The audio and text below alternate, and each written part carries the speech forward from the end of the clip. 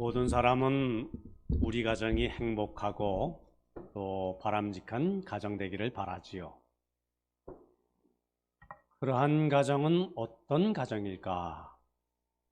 오늘 본문이 그 모범적인 가정의 모습을 우리에게 보여주고 있습니다. 신앙적으로 볼 때 그러한 가정은 성령이 임한 가정이요. 오늘 본 말씀 보면은 고넬료의 가정입니다. 고넬료 로마의 백부장이라 이렇게 말하고 있지요. 또 가이사랴 그 지역의 백부장이다. 그걸 일부러 본문에 기록을 했습니다. 예루살렘 로마 총독이 거하는 곳입니다. 가이사랴 고대 그곳, 그러니까 중동지구 전체를 다스리는 사령부가 있는 곳입니다. 말하자면은 우리 일제강점기 시대에 관동군 헌병사령부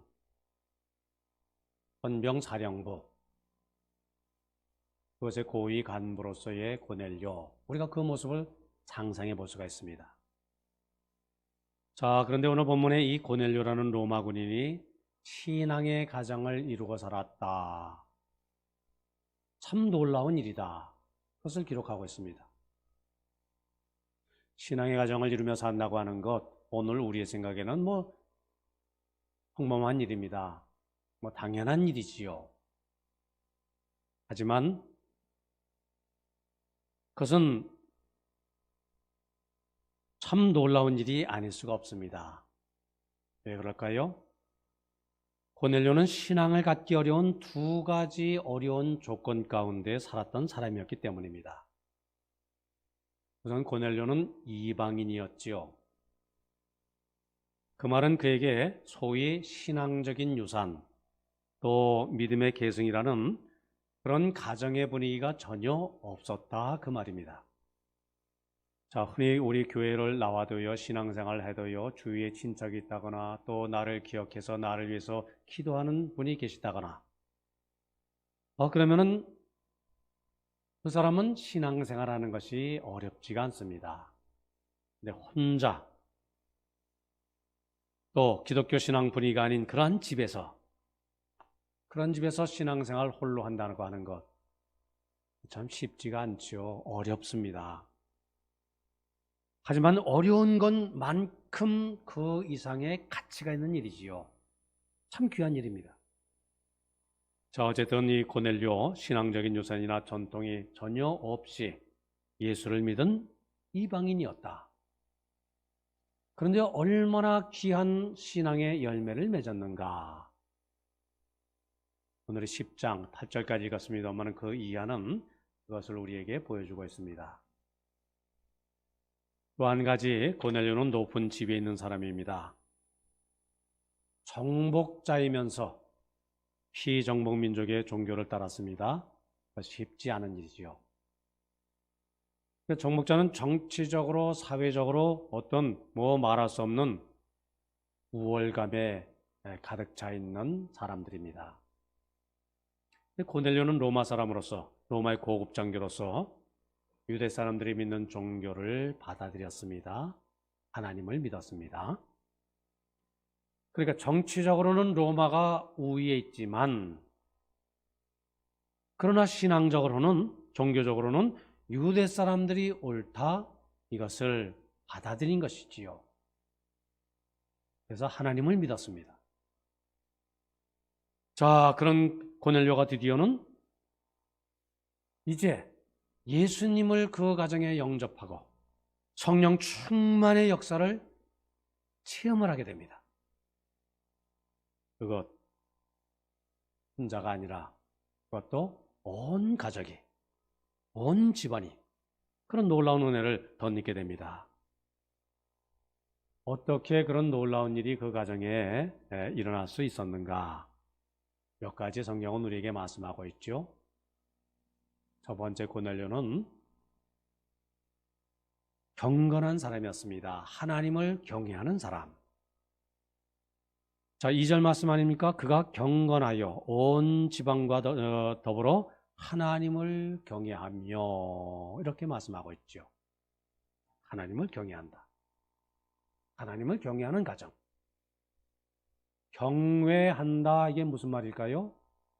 한문의 뜻은 공경경, 두려울 외. 그래서 경외입니다. 하나님을 믿되 하나님을 두려워하는 마음. 사실 군인은 두려울 곳이 없는 사람입니다. 군인의 최고의 덕목은 뭘까요? 용기겠죠, 그죠? 죽음에 임해도, 전쟁에 임해도 용감하게 싸우는 사람, 군인입니다. 고넬료가 세상은 두려워하지 않지만, 사람은 두려워하지 않지만, 적은 두려워하지 않지만, 그러나 하나님은 두려워했다. 얼마나 귀한 얘기입니까? 하나님을 두려워하는 군인. 여기에 고넬료의 위대함이 있는 것이요. 생각해보면 하나님을 두려워할 줄 모르는 것에 문제가 있습니다. 요즘 우리 세상이 어려운 것, 그 근본을 보면은 하나님을 두려워할 줄 모르기 때문이죠. 하나님은 공의의, 정의의 하나님이다. 그걸 인정하지 않습니다. 하나님은 역사를 주관하시고 역사의 심판자가 되신다? 그것 인정하지 않습니다. 과학이 발달하면서 하나님 없이 우리가 살 수 있다? 착각 속에 빠집니다. 사람들이 제멋대로 사는 이유를 살펴보면은 그 근본, 그 밑바탕에는 하나님을 두려워하지 않기 때문입니다. 근데 고넬료는 군인이면서도 하나님을 두려워한다.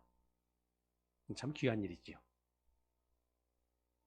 자, 그런데 하나님을 두려워한다, 이 그 말의 뜻은 하나님의 심판을 두려워하고 하나님의 저주를 무서워한다, 그런 이야기가 아닙니다. 그런 차원의 이야기.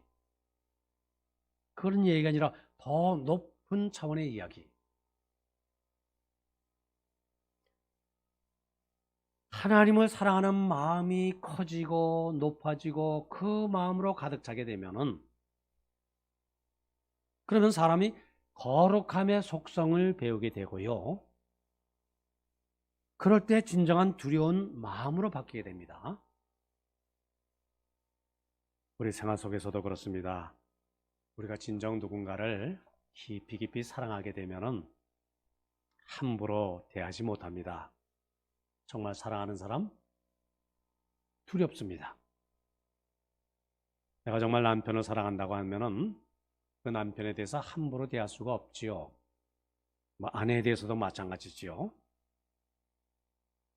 밖에서 무슨 일이 있었는지, 지금 기분이 어떤지, 피곤한지 어떤지, 사랑하는 사람의 이것저것 다 좀 생각을 하고 나면은 내가 함부로 대할 수가 없지요. 상대방을 공경하는 마음으로 대할 수밖에 없습니다. 하루는 수험생 어머니가요, 제게 부탁을 합니다. 우리 애가 무슨 대학에 가기를 원하는지 목사님 좀 물어봐 주세요.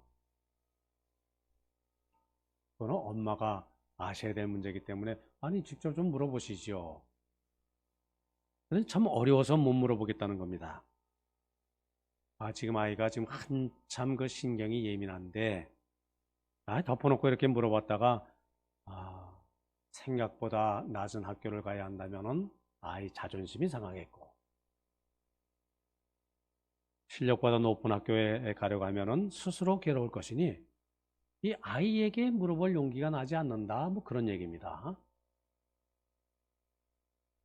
이렇듯 어머니는 아이의 자존심을 깊이 생각합니다.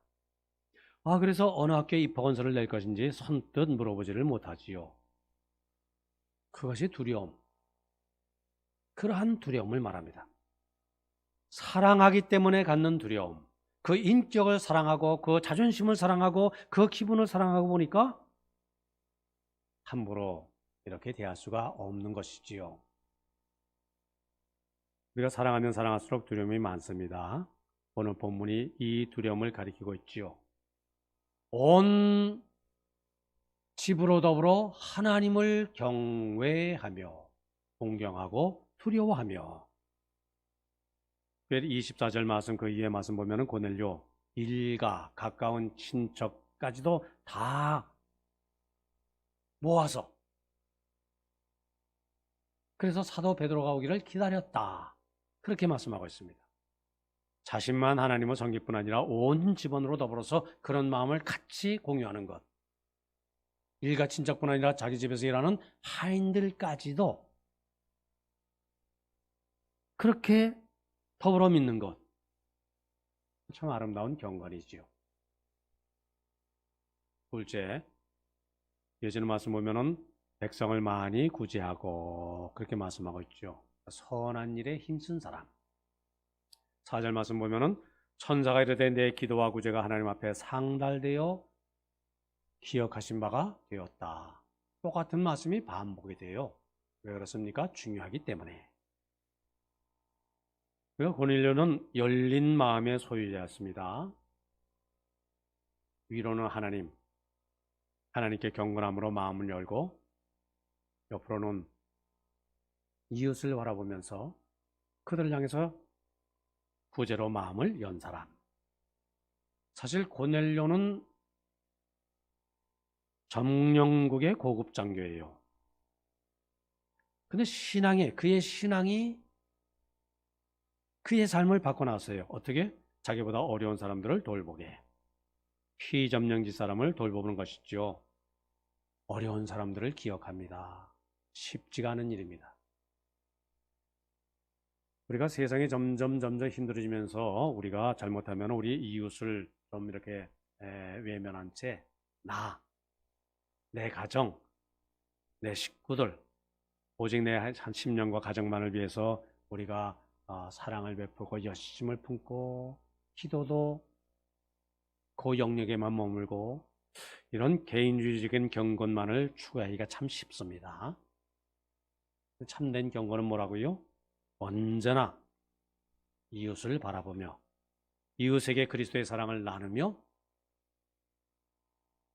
그 하나님의 은혜와 축복을 나누며 살기에 힘쓰는 것, 그것이 경건이라 성경은 우리에게 말씀하고 있지요.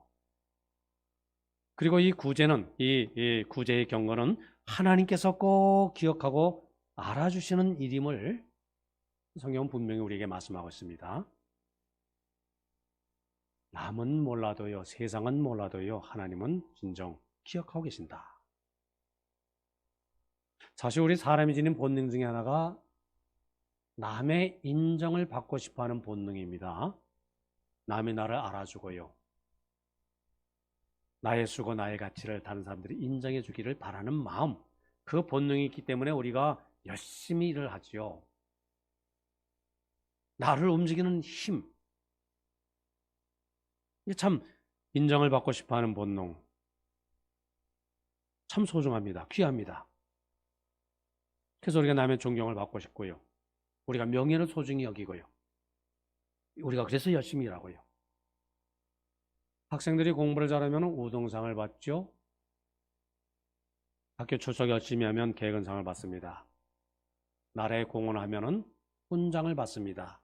이게 모든 일 얼마나 귀한 일입니까마는, 그런데 하나님께로부터 인정함을 받고 혹시 세상은 몰라줘도, 혹시 사람은 나를 다 알지는 못한다 할지라도, 그러나 하나님은 우리를 잊어버리지 않고 기억하시면서 무엇을? 우리의 선행, 우리의 구제, 그것을 기억하신다. 그것을 감찰하시는 하나님. 우리는 그 하나님을 믿습니다. 자, 가난한 국가도 어쩌지 못한다, 뭐 그런 말이 있습니다만은, 이 고넬료, 구제하기에 힘쓰는 군인, 행정가였습니다. 이것저것 자기 것 아끼지 않고 가난한 사람을 도우는 손길을 폈고요. 믿음의 덕이 큰 사람, 하나님은 그 모습을 눈여겨 지켜보셨죠. 그리고 적절한 때에 성령 충만의 은혜로 그 수고를, 그 아름다운 모습을 보답해 주셨습니다. 응답해 주셨습니다. 셋째, 고넬료는 하나님께 항상 기도 생활했습니다. 2절 말씀, 기도에 힘쓴 사람. 4절 말씀, 기도와 구제를 들으시는 하나님. 역시 또 반복됩니다. 자, 기도가 뭘까? 기도. 우리가 많은 말씀을 나눌 수가 있습니다만은 기도의 본질 중에 하나는 하나님과 같이 있는 것, 이렇게 말할 수가 있습니다. 물론 기도, 하나님 나의 기도를 들어주세요, 이것 좀 응답해 주세요, 이런 어려움으로부터 나를 좀 헤쳐나갈 수 있도록 선한 길 열어주세요, 중요한 기도입니다. 근데 그건 기도의 여러 내용 중에 한 부분이지 그 자체가 기도의 전부라고는 말할 수가 없지요.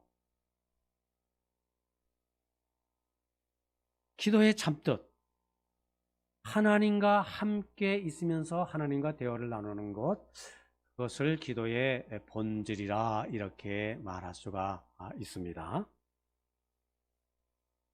자, 내가 정말 주님을 사랑한다고 한다면, 하나님이 정말 내 삶의 선한 목자가 되시고 인도자가 된다고 한다면, 하나님과 동행하는 삶, 그것이 소중하지요. 하나님과 함께 있는 시간, 참 기쁘고 즐거운 시간이지요. 기도에 힘쓴 고넬료. 물론 이제 이런 질문도 가능하지요. 고넬료가 기도에 힘썼는데 무슨 기도에 힘썼을까? 성경에는 답이 나와 있지 않기 때문에 우리가 상상력을 발휘해서 이런 생각도 해볼 수가 있습니다.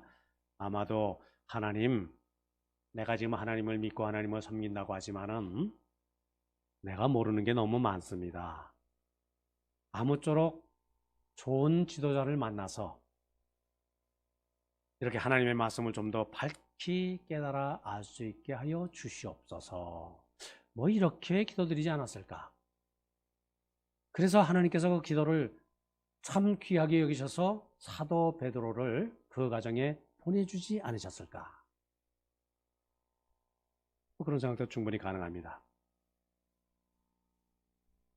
고넬료는 지금까지 경건했습니다.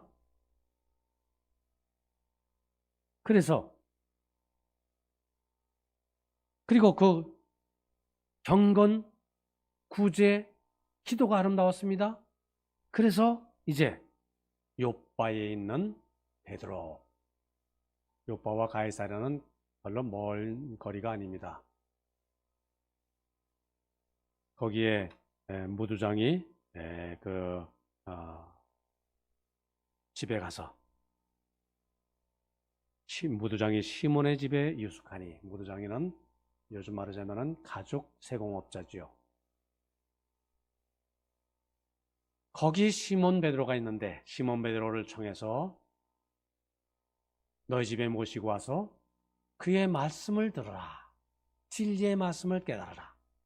자, 이제 그 뒤로 사건이 이제 본문 8절 이후로 이제 10장에 계속이 됩니다. 자, 그 이후의 말씀 보니까 고넬료 넷째로, 고넬료는 순종의 사람이었어요. 천사의 지시를 받았습니다. 그래서 그대로 하나님의 말씀에 순종했습니다. 순종이 쉬운 사람이 있고요, 순종이 어려운 사람이 있습니다.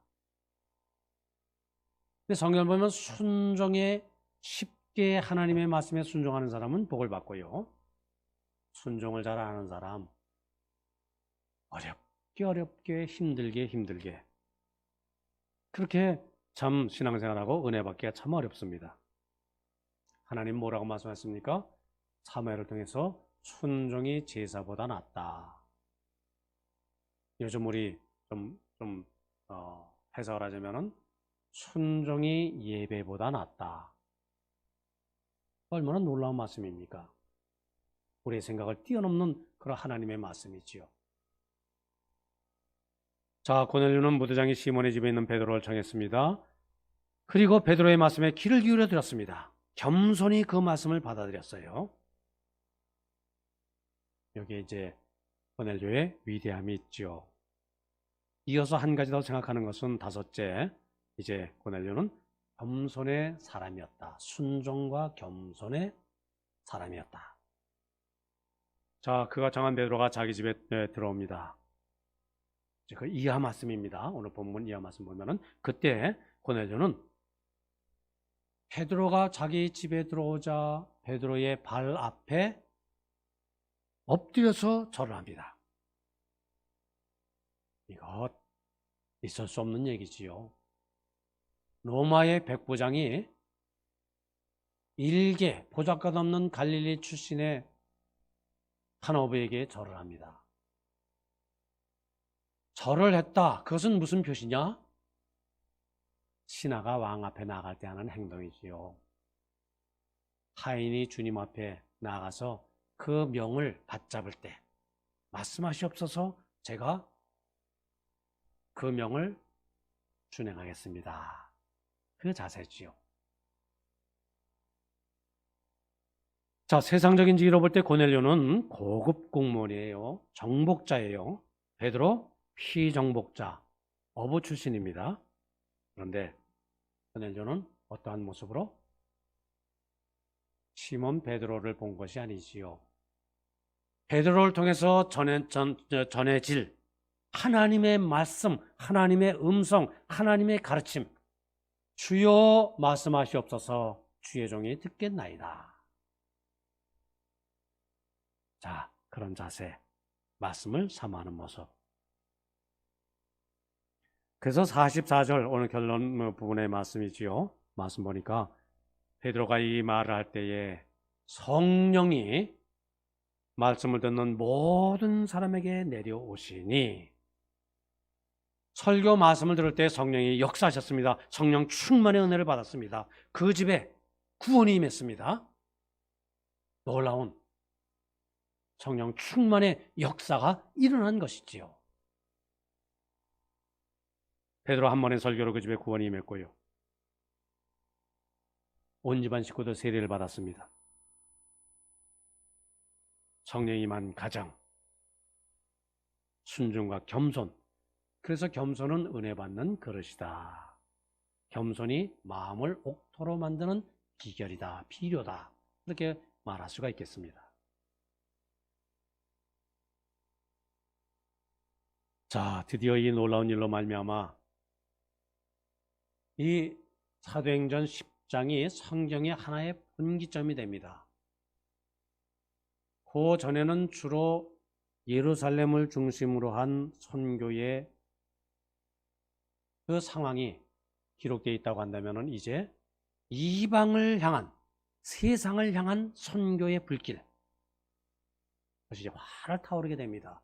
그 동기, 그 계기는 바로 이 고넬료의 가정에 성령의 충만 역사가 일어난 것. 이방 선교 불길이 활이 타오르게 됐고요. 고넬료의 가정은 이방 선교의 그 전초기지로서의 그 사명을 감당했고요. 자, 바라기는 오늘 교회 절기로는 성령 강림 주일인데요. 우리 평화가족 성도 성도님들의 가정, 이렇게 성령께서 보이지 않는 모습으로 임재하시고 우리 가정을 주관하시고 성령 충만의 역사를 이렇게 베풀어 주셔서 은혜를 더욱 사모하는 우리 성도 성도님들의 가정이 더욱 귀하고 아름답게 세워지기를 바라고요. 또 우리 가정의 달 청년주일이지요. 성령이 임하면 너희 늙은이들은 꿈을 꿀 것이요 젊은이들은 환상을 볼 것이요. 요에서의 말씀입니다. 사도행전의 말씀이기도 합니다. 여러 가지 힘들고 어려운 이 상황 속에 우리가 살고 있지만은 우리 가정, 어르신들은 꿈을 꾸고 우리 젊은이들, 청년들은 비전을 품고 내일을 열어나가는, 또 그 일을 잘 감당하도록 성령께서 도우시는 그러한 가정들을 세워나가시기를 바랍니다.